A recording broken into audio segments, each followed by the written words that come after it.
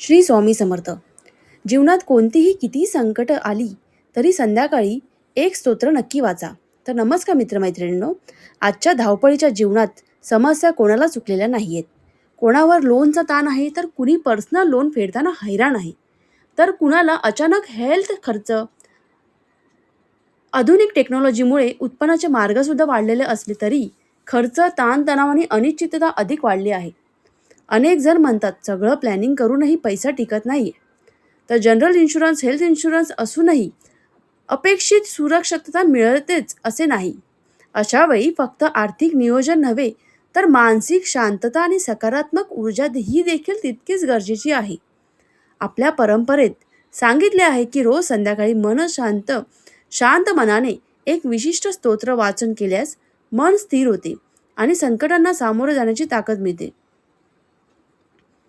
दिवसभराच्या धावपळीनंतर संध्याकाळचा वेळ हा स्वतःसाठी, आत्मचिंतनासाठी सर्वोत्तम असतो. तर दररोज सूर्यास्तानंतर घरातील दिवा लावून देवासमोर किंवा शांत ठिकाणी बसून व्यंकटेश स्तोत्र श्रद्धेने वाचा. वाचन करताना मनात सुरू असलेले विचार हळूहळू शांत होतात. कर्ज, लोन फेडणी, पर्सनल लोनची चिंता, हेल्थचा प्रश्न, इन्शुरन्स संबंधित ताण, अशा सगळ्यांकडे पाहण्याची दृष्टी बदलते. तसेच अनेकांचा अनुभव आहे की नियमित स्तोत्र वाचल्यामुळे निर्णय अधिक स्पष्ट होतात. तर पैशाचे नियोजन नीट करता येते. तसेच अनावश्यक खर्च आपला भरपूर होतो. ह्या हल्लीच्या खर्चाच्या काळात आपण भरपूर खर्च करतो. आपण साधा आवश्यक गोष्टीवरच एवढा खर्च होतो की अनावश्यक खर्च भरपूर होतो. तर तो टाळता येतो. आणि insurance, general insurance, health investment, technology investment या संबंधित योग्य निर्णय घेण्याची बुद्धी मिळते. तर ही केवळ चमत्कारिक गोष्ट नसून मन शांत झाल्यावर मिळणाऱ्या क्लिअरिटीचा परिणाम आहे. तर मित्रांनो, आजच्या काळात आर्थिक स्थैर्य हे फक्त जास्त पैसे कमवण्यावर अवलंबून नसून योग्य वेळी योग्य निर्णय घेण्यावर अवलंबून आहे.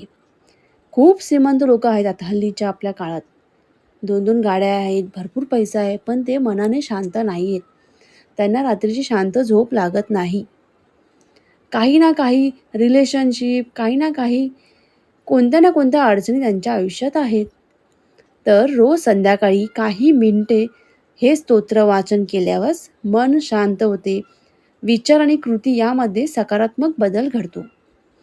तर लक्षात ठेवा, समस्या कितीही मोठी असली तरी ती कायमची नसते.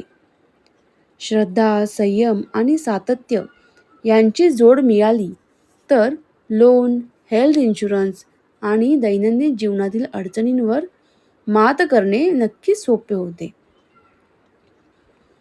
नक्कीच हे स्तोत्र रोज वाचून बघा. आठवडा वाचा. तुम्हाला टाईम नसेल तर आठवडा करून बघा. आठवड्यात मग तुमचं मन शांत झालं तर मला कमेंट करून नक्की कळवा.